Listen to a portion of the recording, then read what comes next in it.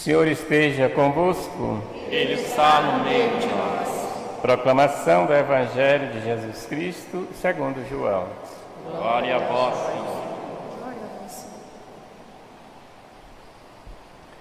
Naquele tempo, disse Jesus aos fariseus: Eu sou a luz do mundo.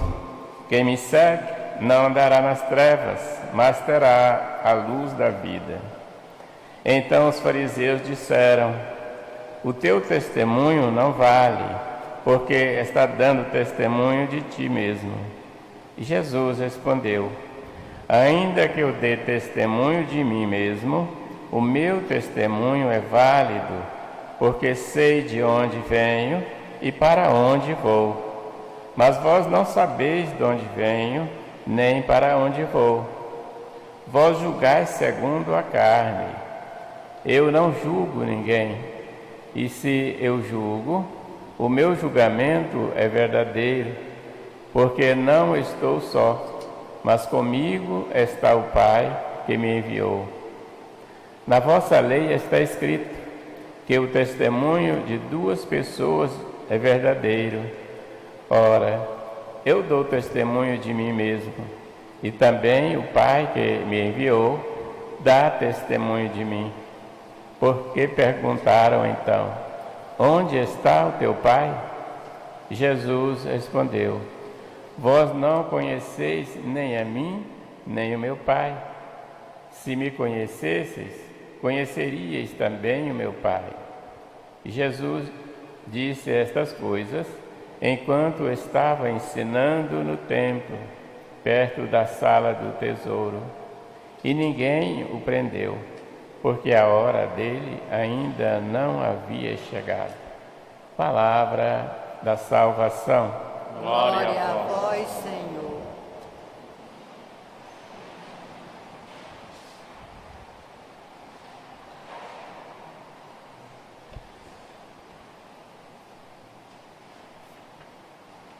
Boa noite, irmãos.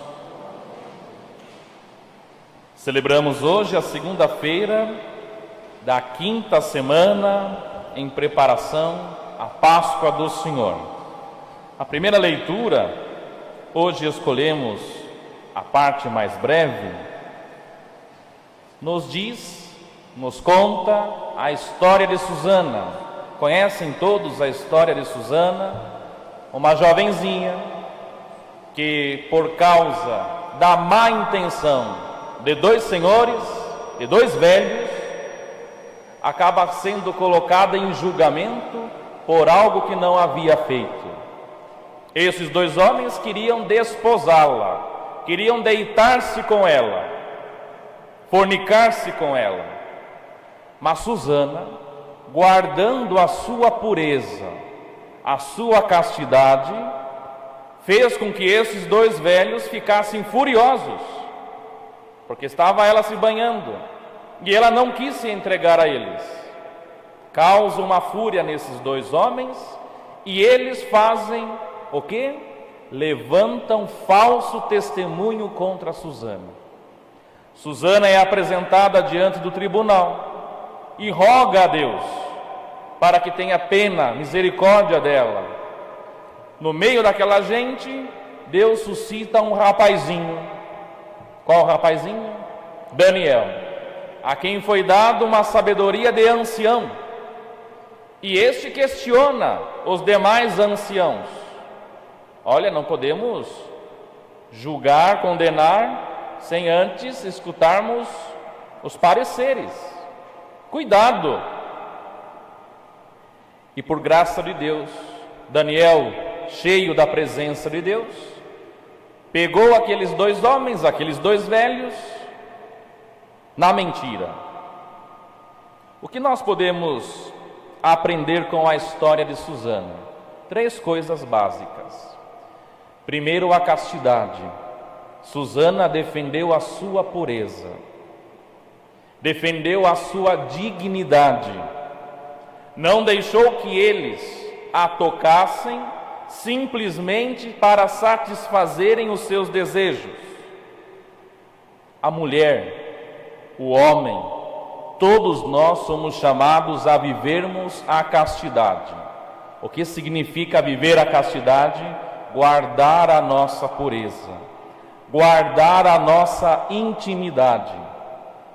O que o mundo hoje nos apresenta? Deita com um, deita com outro, se não gosta, vai com fulano, vai com ciclano, e tudo vira uma bagunça. Este que fica para cima e para baixo, fazendo com que os outros conheçam a sua intimidade, a sua pureza, quando chegar no dia das núpcias, na lua de mel, com seu esposo, com sua esposa, já não haverá nenhuma novidade. Por quê? Porque já conheceram a intimidade um e do outro já há muito tempo. E qual é o grande perigo? Que já tendo conhecido a intimidade um e do outro, fazem com que os pecados da mundanidade entrem na sua relação matrimonial. Asmodeu.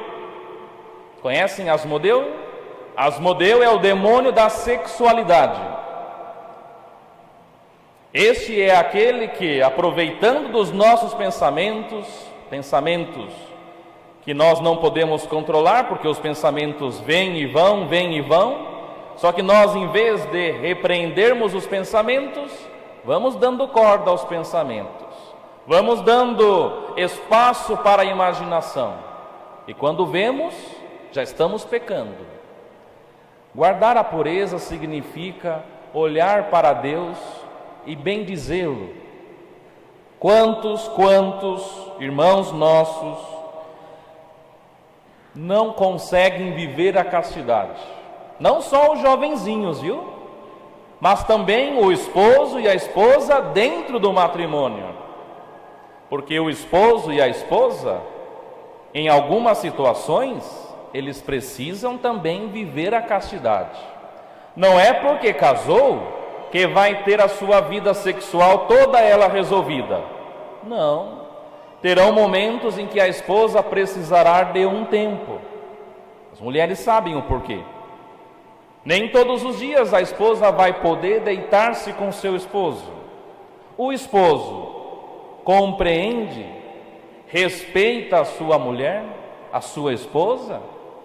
Ou ele quer fazer da sua esposa um simples objeto de prazer, satisfazendo a ele mesmo? Ou a esposa, no matrimônio, e também aqueles que são solteiros, viúvos, todos nós precisamos viver a castidade, para que o reino habite dentro de nós. Existe um hino muito bonito que se entoa em Belém do Pará, diz assim: vós sois o lírio mimoso, do mais suave perfume, e ao lado do santo esposo, a castidade resume. Aqueles que são casados, olhar hoje para José e Maria, que souberam de fato viver a castidade em plenitude. Os solteiros, aqueles que querem casar-se, que se sentem chamados à vocação do matrimônio. Os rapazes, Senhor, concede-me uma mulher segundo a tua vontade, a exemplo da Virgem Maria. As moças, Senhor, concede-me um rapaz, um moço, que seja da tua vontade, santo, que possa me respeitar como mulher, como pessoa, segundo a tua vontade. E assim vamos nos ajudando todos. Existem coisas básicas na nossa vida que muitos de nós estamos desprezando, e estas coisas básicas, ensinamentos, temos pensado que é coisa antiga, que temos que abandonar, mas nos ajudam muitíssimo a combatermos contra os pecados que ferem a castidade. Por exemplo, chegam dois, a mocinha e o rapazinho, dois namorados. Padre, não consigo viver a castidade. Tá bom, eu sei, eu entendo. Mas vamos fazer uma pergunta. Você, rapazinho, quando vai à casa da sua namorada, quais são os ambientes que você frequenta lá? A cozinha, a sala, porque entramos todos pela sala, não é assim? A sala, a cozinha para fazermos a refeição, a sala de jantar, e basta, não é? Não, padre, tenho frequentado também o quarto dela. Pois bem, se eu junto a palha com o fogo, o que vai acontecer? Fogaréu. E para apagar esse fogaréu, eu evitando situações de pecado, eu me porto diante de uma dignidade. Não fica bem um rapazinho frequentar o quarto da sua namorada, porque o quarto não pode ser frequentado por ninguém. O quarto é o lugar de intimidade de cada um de nós. É o lugar onde nós nos recolhemos, até mesmo para entrar no quarto do nosso pai e da nossa mãe, todos nós temos que pedir permissão. Não é assim? Ninguém entra no quarto do pai e da mãe sem permissão. Só que hoje estamos deixando os limites de lado e as pessoas estão avançando os limites. Você não colocando limites para si mesmo, para ajudá-lo, você, diante de um pedido, ali a tua namorada, o teu namorado, que pensa coisas que não deveria fazer, você, com medo do que ele possa pensar de você, ou que ele fique com raiva, isso e aquilo, chateado, muitas vezes se submete à vontade dele, mesmo não querendo, mas simplesmente para não perder o afeto da pessoa. Aquele que diz não com firmeza, consegue diante do outro uma segurança firme. Não podemos ser dados, e vocês sabem o que o padre quer dizer, em relação ao namorado e à namorada, porque ali, entre os dois, não existe uma pertença eterna, até que a morte os separe. Não existe. Segundo o ensinamento da história de Susana, o falso julgamento, levantar falso testemunho. Quantas vezes temos levantado falso testemunho uns dos outros e temos colocado os nossos irmãos na morte? Porque a nossa língua, irmãos, ela tem poder de edificar as pessoas, de engrandecer as pessoas diante de Deus, mas também tem o poder de condená-las. Quantos irmãos nossos não saem de casa porque escutou fulano, beltrano, ciclano falar isso e aquilo, mesmo que seja verdade? A maledicência. Toda pessoa tem direito à boa fama. Não nos foi outorgado tirar a boa fama de ninguém, mesmo que seja verdade. Se nós gostamos que as pessoas falem bem de nós, não é assim? Alguém gosta que fale mal? Claro que não. Por que nós então temos que falar mal uns dos outros? Por exemplo, uma pessoa vem falar mal de outra pessoa para mim. Só que eu tenho esta pessoa um carinho muito grande. Eu tenho ela para mim um exemplo. E esta pessoa que fala mal daquela pessoa que eu gosto, faz com que eu também comece a pensar mal dela. Tirar a boa fama. Não podemos tirar a boa fama de ninguém. E depois, o julgamento. Não podemos julgar as pessoas sem antes escutá-las, sem antes conhecermos a sua história. Sabe por que você e eu julgamos as pessoas? Porque não sabemos qual é o sofrimento delas. Porque a partir do momento em que nós conhecermos as pessoas, porque o amor é conhecer, eu posso somente amar quando eu conheço. Se eu não conheço, não tenho motivo para amar. Se eu conheço o sofrimento daquela pessoa, vou pensar: por isso que é violento desta forma. Porque lá na infância, pobrezinho, foi humilhado diante de todos, foi talvez tocado por alguém, sofreu uma humilhação porque o pai abandonou a casa, a mãe descuidou, criou com... Enfim, infinitas histórias. Então eu entendo e começo a compadecer-me daquela pessoa e já não julgo mais. Pelo contrário, eu me coloco no lugar dela e fico imaginando o sofrimento que esta pessoa vive dentro de si. Jesus Cristo não veio para nos julgar. Por quê? Porque Ele se colocou no nosso lugar, teve compaixão de nós, subiu no alto da cruz, porque o alto da cruz estava reservado para você e para mim. Pois bem, irmãos, esta palavra é para nos ajudar. Quando estivermos fraquinhos, quando estivermos debilitados, o Senhor é este que não nos deixa faltar nada. E hoje, pedir sabedoria a Deus para entendermos que a nossa vida não está acima de ninguém. Eu não estou acima de ninguém. Todos nós estamos debaixo do mesmo Deus, do mesmo Criador. Estamos na mesma caravana. Todos nós estamos caminhando para a vida eterna. Por isso, quem constituiu você como juiz e senhor dos irmãos, dos outros? Ninguém. Só Deus compete o julgamento. A nós compete amar os irmãos, ter compaixão de cada um deles. E este Senhor que não nos deixa faltar nada, Ele para as águas repousantes nos encaminha e restaura as nossas forças.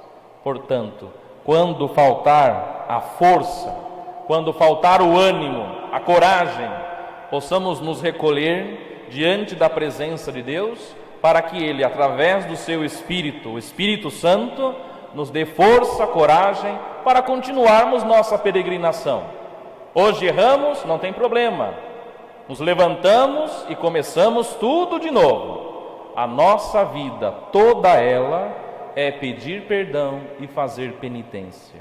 Pedir perdão e fazer penitência. Cair e levantar, cair e levantar. Mas quando vier o Senhor, que não nos encontre caídos, que não nos encontre no julgamento, na maledicência, pecados contra a castidade, que fere a dignidade de Deus. Que Deus nos ajude então a nunca condenarmos ninguém, para também não sermos julgados da mesma forma como nós temos julgado, para não sermos medidos segundo aquilo que nós temos feito, mas que possamos ter então misericórdia uns dos outros, porque assim somos. E logo mais o Padre convidará a todos a rezarmos o Pai Nosso, como você e eu temos rezado o Pai Nosso, porque é muito fácil rezar Pai Nosso, mas de verdade, você tem os irmãos de fato, ou está em descomunhão com alguém? Não fala com alguém? Tem pensado mal das pessoas, pensado mal do seu esposo, da sua esposa? Este Pai Nosso é verdadeiro? Minha avó me disse uma vez que tinha medo de rezar o Pai Nosso. Medo. Levantamos as mãos, até mesmo com um pouco de soberba. Perdoai-nos as nossas ofensas, assim como nós perdoamos a quem nos tem ofendido. De fato, temos perdoado os nossos irmãos? Para pensar. Seja feita a vontade de Deus, a tua vontade, assim na terra como no céu. Mas quando Deus providencia a vontade dele para eu viver, eu tenho rejeitado ou eu tenho entrado nesta vontade, inclinando a minha vontade à vontade de Deus? Para pensar todos os dias. Já estamos às portas da Semana Santa. Que o nosso coração então esteja escancarado para acolhermos esta misericórdia, este perdão que vem da parte de Deus. Louvado seja nosso Senhor Jesus Cristo.